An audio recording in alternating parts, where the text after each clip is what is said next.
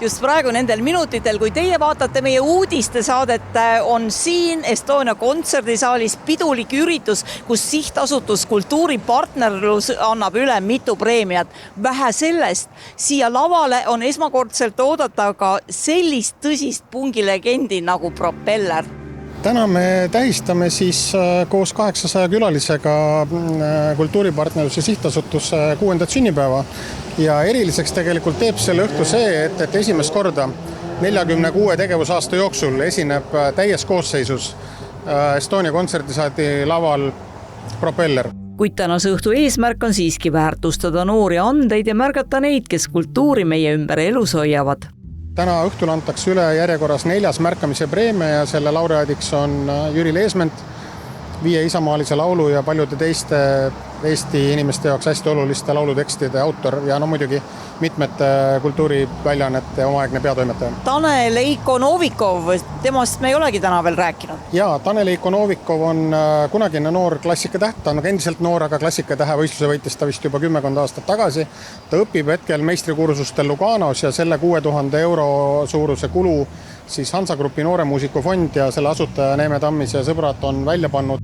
Mis teeb just selle Hansa Grupi nooremuusikufondi rahalise toetuse eriliseks on see, et ma suundusin omadega õppima Šveitsi ja see tuli võrdlemisi ootamatu ja meeldiva üllatusena, kuid oli ka selge, et olgugi, et ma olen õppinud Rootsis ja Taanis ja et ütleme progressiivselt mul kulud lähevad suuremaks, siis Šveits tundus isegi hirmu äratavalt kallis ja ma võtsin ühendust fondiga küsimaks, et kas meil oleks võimalik leida mõne viisi ja ma olen tohutult tänulik, et mulle tuldi vastu ja anti väga toetus, et ma saaksin Šveitsis end realiseerida täpselt nii, nagu ma soovin, ilma muredeta. Üks tänaõhtune dilemma olla olnud ka see, et mida panna selga, sest kui õhtu esimene pool on selline tõsiselt klassikaline ja teine pool võib-olla mitte enam nii väga klassikaline, siis kas kanda smokingit või panna selga midagi kergemat, see või teine, vot ei teagi nüüd. 46 aasta jooksul esimest korda siis Propeller astub täna õhtul siia Estonia kontserdisaali lavale. No mis seal imelik on? 46 aastat on piisavalt pikk aeg, et siia võiks ju ka jõuda. No aga mõni ei jõuagi. Tõsi, ma juba olen kuulnud, et inimesed on natukene segaduses, et kui esimene pool on akadeemiline, siis tuleb peale Propeller ehk punkbänd, et mis panna selga. On sul mõni soovitus äkki? Riided. Millised? No, millised? Tekstiilist.